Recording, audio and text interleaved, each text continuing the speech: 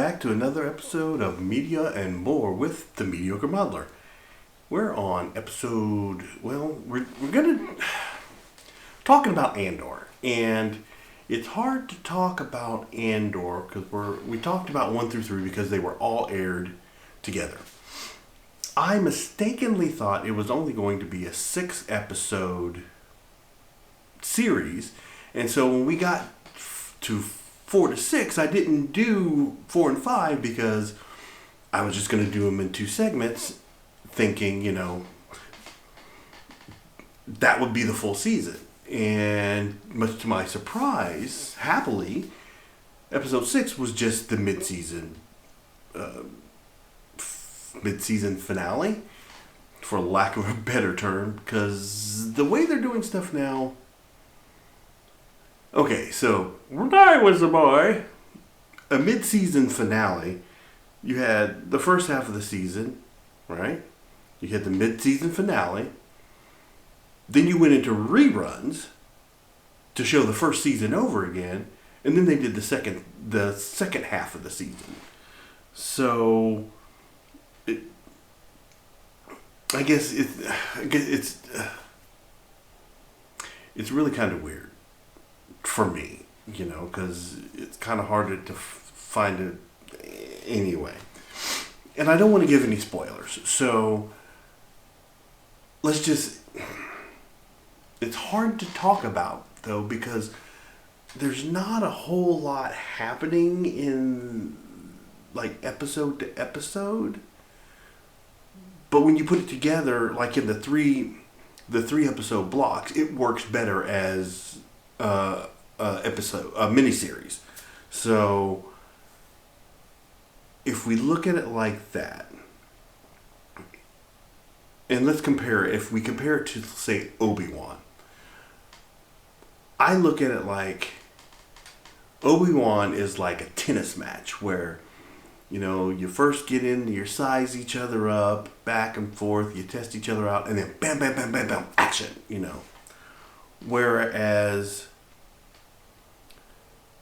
Andor is more like a chess match, and stuff's happening, and it's slow and methodical, but eventually when the big thing happens, it's like, whoa, like I didn't see that coming, or I knew it was going to be big, but I didn't know it was going to be that big. That is where Andor, I think, is shining. It's really doing a good job at the slow build-up. So now that I know I think it's going to be 12 episodes, it feels like, so the first 3 episodes get you Cassian, what Cassian's doing, who he is. And then the 4 to 6 are probably going to be, or 4 to 6 was the heist, because that's basically, it's just like getting the ball rolling. 7 to 9 is probably going to be the rebellion in the Empire. We're going to see more of the Imperial responses to what happened in episode 6, and then 9 to 12 is going to be, everything has been done. We're on 2 sides, and we're heading towards the center. And I should have known that I was missing something because they talked about Saw Gerrera being in it, and I had not seen him yet.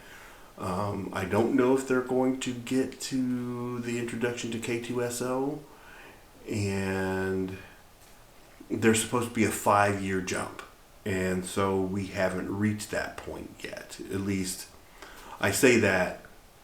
Well, we're just going to stop there. But I do know that was the whole thing. There's supposed to be some kind of 5-year jump here, and we haven't reached that yet. But through episode 6, do I care about the characters? The only character I really care about right now is Cassian, for one. I don't remember any of the other characters' names.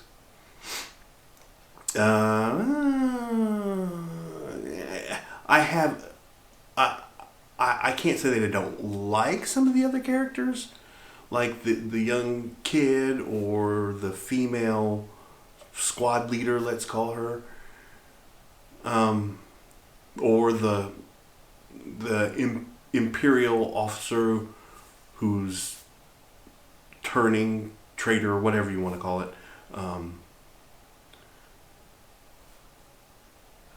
I like the characters, but I don't like them. I still haven't learned their names. So I feel that that's got to stand for something. But since I really can't talk about Andor, okay, going back. So do I care about Cassian? Yes. Do I care about the other characters? By the end of the 6th episode, yes. Does it feel Star Warsy? Still not yet. Does it need to feel Star Warsy? No. Because it's acted well. It's a good story. It's kept me intrigued every episode. I mean, I'm not going to say I'm at the edge of my seat, but I don't pause it and walk away and do something else. I'm actually making the time to sit down and watch it. So it's ticking all the boxes. And now knowing that there's 6 more episodes, I'm in for the long haul. So if you're not watching it, I say do watch it. I will definitely say again, a lot of people have said, well, this is not this is not kid Star, this is adult Star Wars. I definitely agree with that. It's not, you don't really get any jokiness going on, no slapstickiness, but it's not overly serious, So don't expect a lot of yucks. That's all I can say about that. But so as not to waste your time, I figured I'd go on ahead and pick up where I left off on Obi-Wan, which we were on episode 4 of Obi-Wan. So let's do that. We are now on episode 5 of Obi-Wan. Just as a quick review, the end of episode 4, they just got done rescuing Leia from the Inquisitorius. But unbeknownst to Leia or Obi-Wan, the third sister has taken Leia's droid Lola and hidden a tracking device on there. So they're on the shuttle on the way back to Jabim so they can pick up the rest of the refugees, Force-sensitive refugees, and whisk them off to wherever they're going. The opening shot of episode 5, you're on Coruscant. You can see the tower, the central tower, and just all the spread out of Coruscant. So as the camera pulls back, you see it's not Bail standing there, but Anakin. So it's flashback. And the scene opens with Anakin and Obi-Wan getting ready to spar. And at first I was just like, nothing against Hayden Christensen other than I didn't want his return to be fan service. You can't do it without. And so I'm partially, again. But Obi-Wan walks in and Anakin is throwing snark at him, just like, well, I thought you weren't going to show up. Oh, well, hey, well, you ready for this? Yes, let's begin. And just they both had that little bit of that smile that you have when you're getting ready to,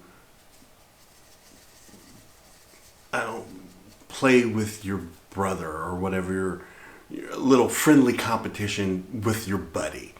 And I can't lie, I did feel it. I'm just like, oh, this is kind of cool seeing them back together again. But the sparring was just the opening.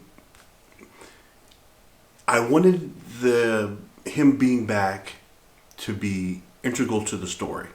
And it turns out that it is going to be. So you jump back to present time, and third sister is strolling on to Darth Vader's, "I'm so proud to be here," and just like, dispense with the pleasantries. I don't need all that. Where is he? Well, he's on Japine. Okay. Kneel, so I can put your Grand Inquisitor badge on you, and then let's go get my Jedi prize. So they jump into hyperspace going to Jabin. They land on Jabin. Obi-Wan first like, "I need to borrow your shuttle so I can get her back home." But Rogan was like, I know you do, but we need to get them all home. So up until this point, Obi-Wan has been singularly minded Leia. But now he's starting to see the bigger picture of what else is at stake.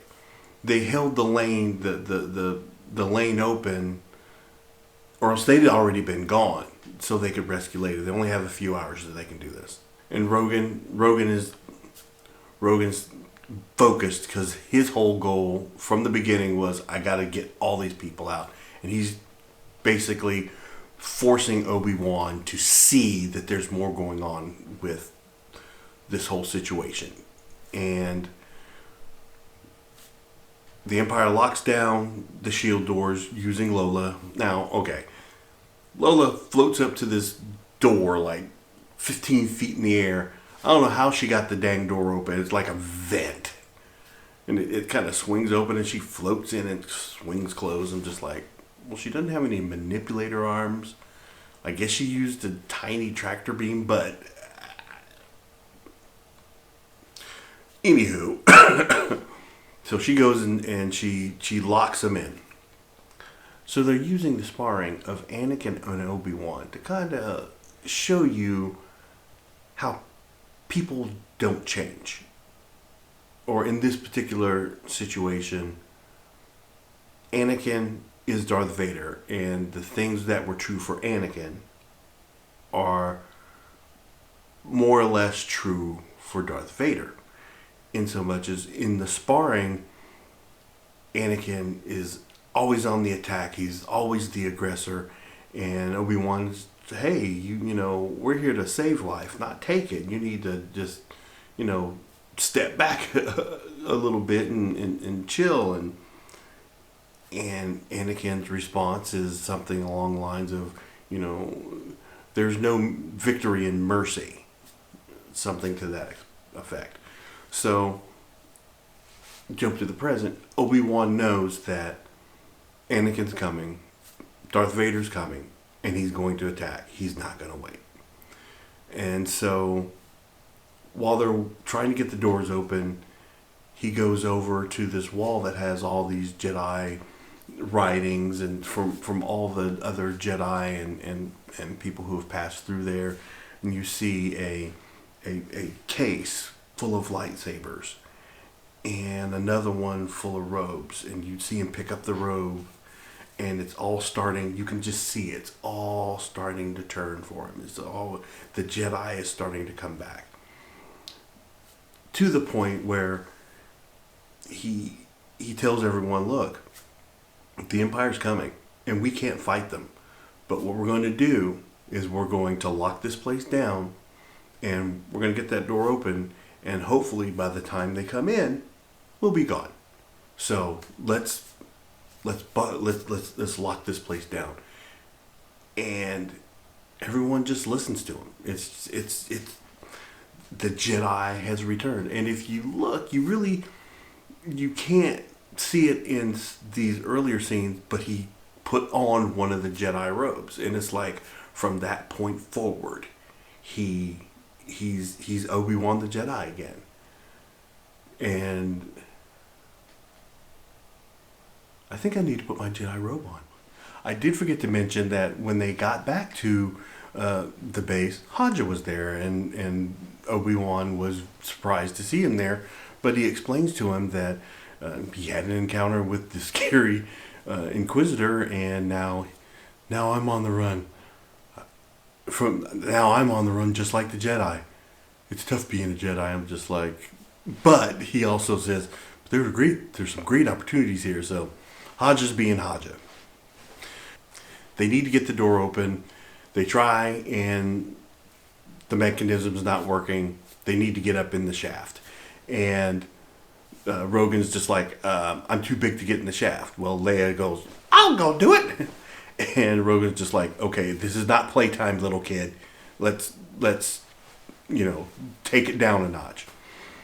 And Obi-Wan says, get the kid the ladder. And he's like, what? He's like, you trust me, I trust her. Get her a ladder. So she's going to climb up there and fix the door. And at first, I was like, really? I mean, come on. I mean, how does she even know what she's looking for? She's no garage door, space launch door mechanic. But at the same time, I can see someone, if it's supposed to be something really simple for a little kid, you would. The only reason I'm making this plausible because I can remember one time when I was a little kid and somehow we got locked out of our house. And we had to, and there was a window right next to the door. And all the lights in the house were out. And I had to climb in through the window and unlock the door. And it was only a matter of maybe 6 feet, come into the window and go around the chair, go to the door and unlock the door and let everyone in. But in that few seconds, I can remember being in the dark in that house and being totally terrified. And I was probably like 6, 7 years old. So I can't say that it's not done because I did it. So, but so she goes up there to figure out where the fuse breaker is or whatever to unlock the door. In the meantime, Darth Vader launched the attack. So he sends 2 ships down full of 2 full squads of stormtroopers, and they come to the big main door that's been blocked, and they've welded everything.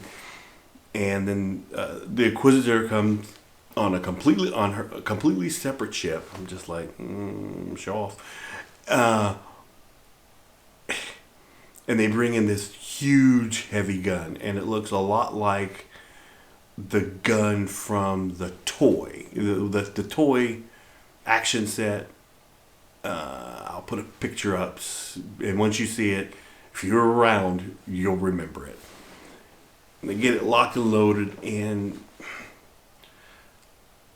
I was okay with the scene. They're all in ranks in front of the door, and the gun's over to the side, and she lands and she walks. The center stormtroopers, they step to the side and let her through, and then she's like, fire! And I'm like, for some reason, her yelling just doesn't work for me. Again, this goes back to not there being no menace. And I would have done it a little bit differently. I would have just looked at him or something. But the vocalizing of the fire, it doesn't work for her. But I'm not the director. I'm armchair Obi-Waning again, so it is what it is. Obi-Wan gets a message from Bail, and he says he hasn't heard from him, and he's a little bit concerned. So he's going to go to Tatooine to check on Luke, which they said that no communication should go between the two of them, but he just couldn't help himself. So now Obi-Wan is really feeling the pressure. He's got to get Leia back, but now there's the potential that Luke is under or could be in danger as well. So the tension is mounting. Tala comes in after hearing seeing that Obi-Wan's in a little bit of distress, and so she goes into a little bit of her backstory, where you find out that she was on a mission to find some people who didn't pay their taxes with the Inquisitors, and obviously they were lied to. It was 4 families, and by the time the mission was over, 14 people, 14 people, 6 of which were children, died. And at that point is when she decided that this isn't her empire, this isn't what she signed up for, and that's what made her turn. Meanwhile, the Empire is still blasting at this door trying to get in, and if they continue to do that, they're going to be able to get in. And Obi-Wan needs to stall, so he says, "Send the word to the Inquisitor, I want to talk." He's at the door with the third sister, and if this is a ploy to save time, it's not going to work. Lord Vader is going to have you.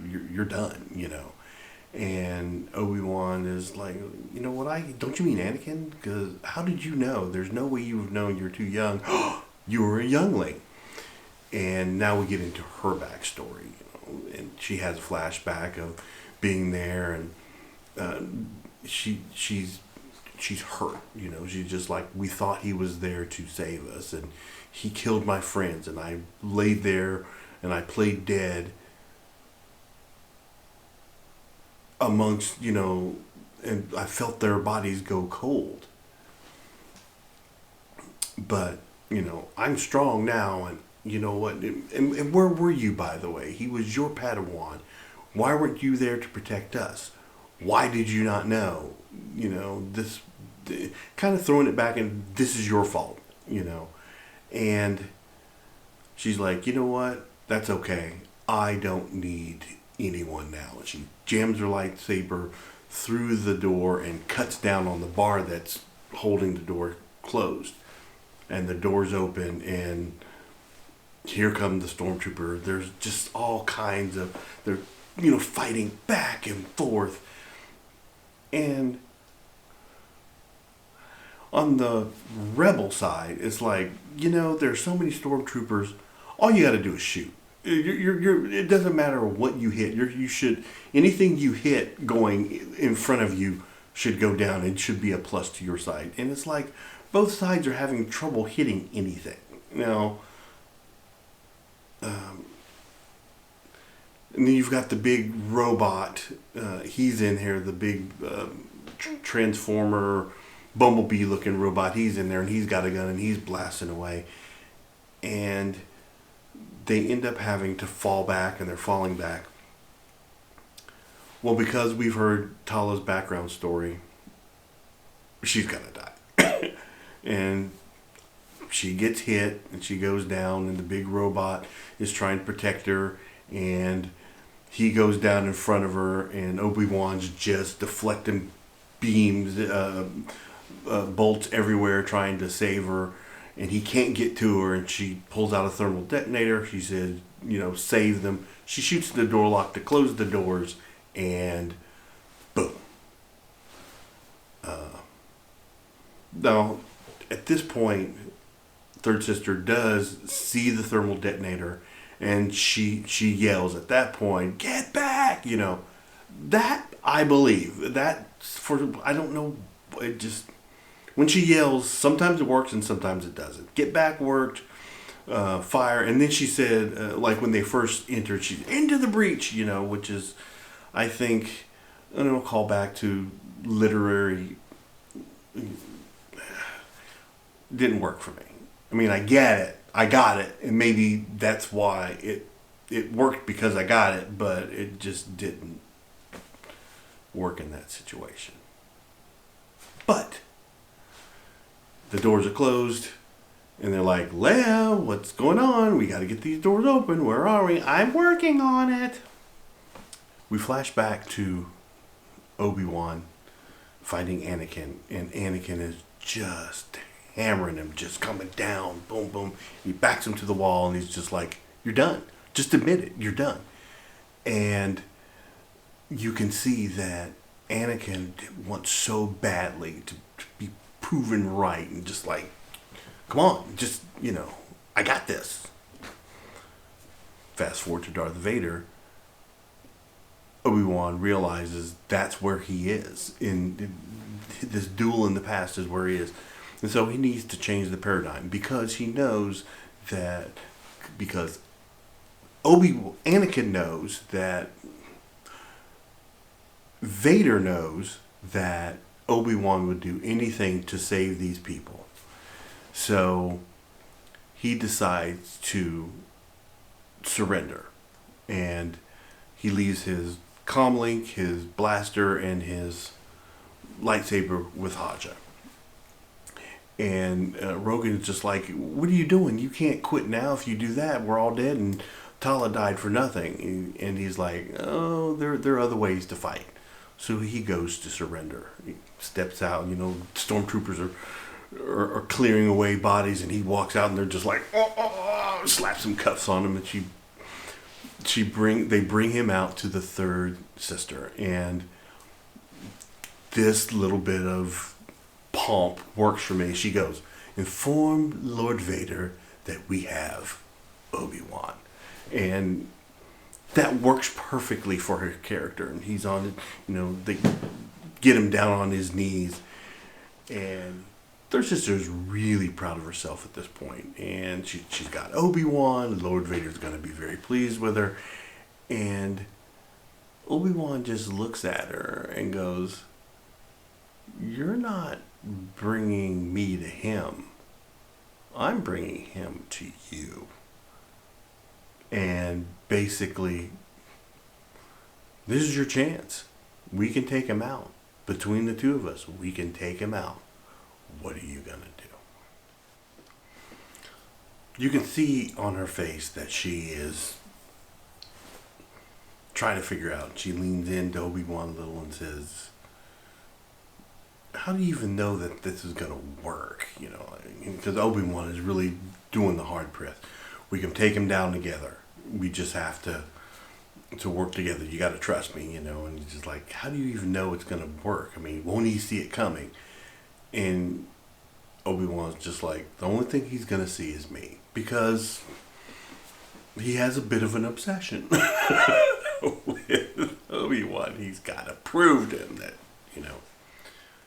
when it comes to Obi-Wan, Vader has a blind spot. And he just can't stop, So she sends Obi-Wan back into the bunker and has them close the doors while they're waiting for Vader.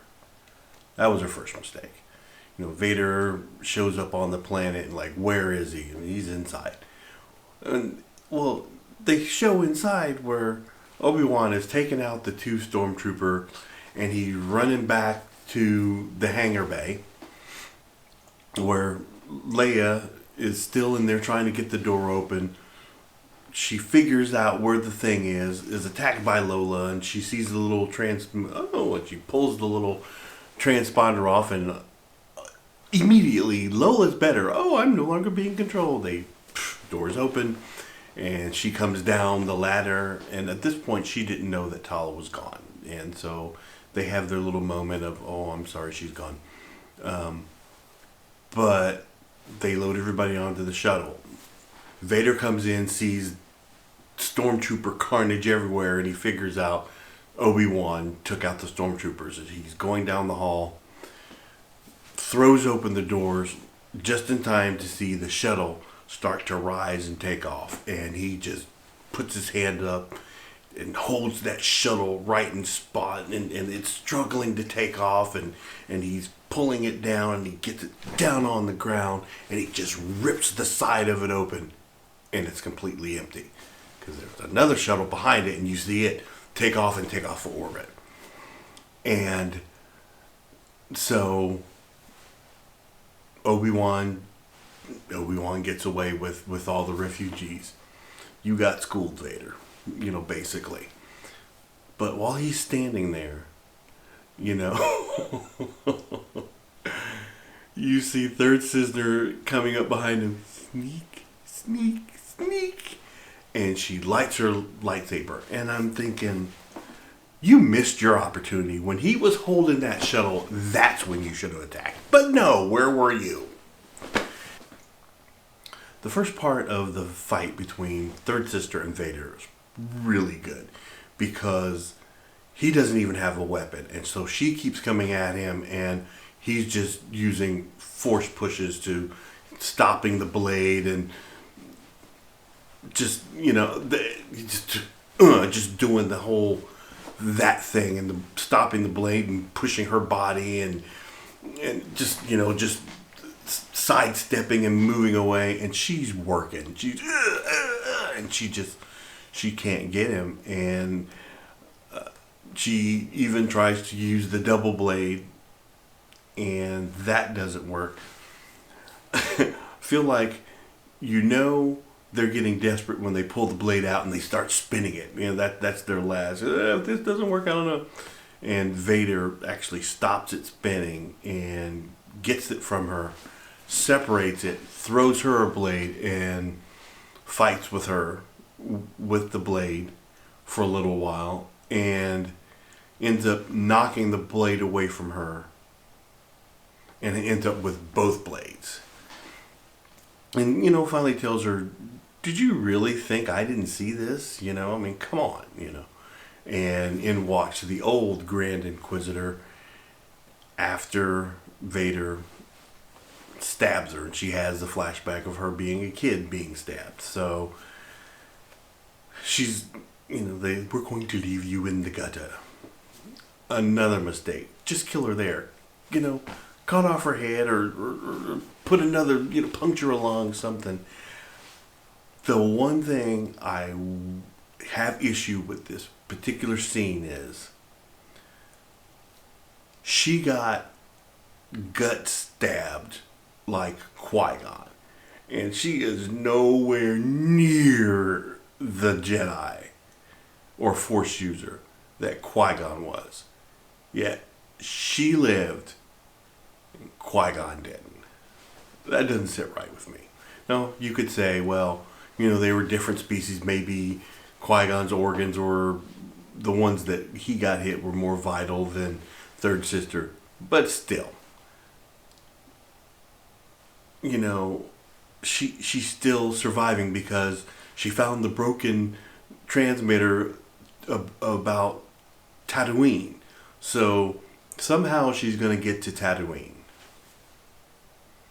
with a lightsaber hole through her.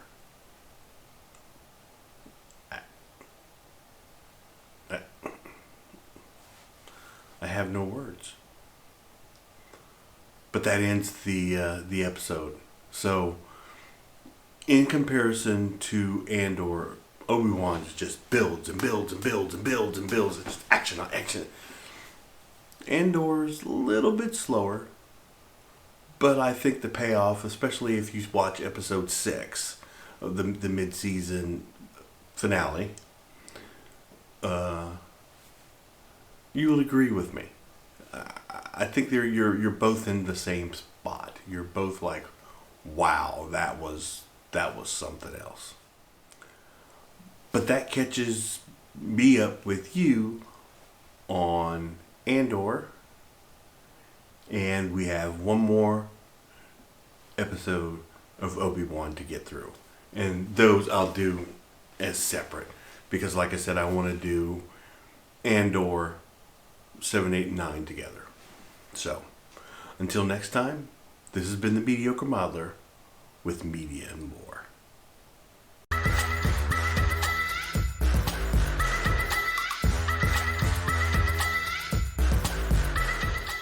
Pew pew pew pew pew pew pew pew pew pew.